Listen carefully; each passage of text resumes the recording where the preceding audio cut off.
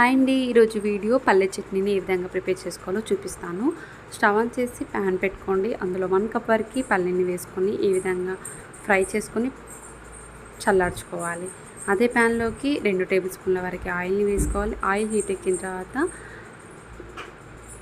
పుట్నాల పప్పు అలాగే మినపగుళ్ళని వేసుకోవాలి.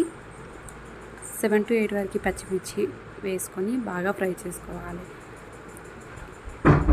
ఇందులోనే 1 టేబుల్ స్పూన్ వరకు జీలకర్ర అలాగే రెడ్ మిర్చిని వేసుకోవాలి. ఇవి బాగా వేగిన తర్వాత పూర్తిగా చల్లారిన తర్వాత మిక్సర్ జార్లోకి వేసుకొని అందులో టేస్ట్కి సరిపడంత సాల్ట్, లైట్గా వాటర్ యాడ్ చేసుకొని ఈ విధంగా మిక్సీ పట్టుకోవాలి. ఇప్పుడు దీనికి తాలింపు పెట్టుకుందాం.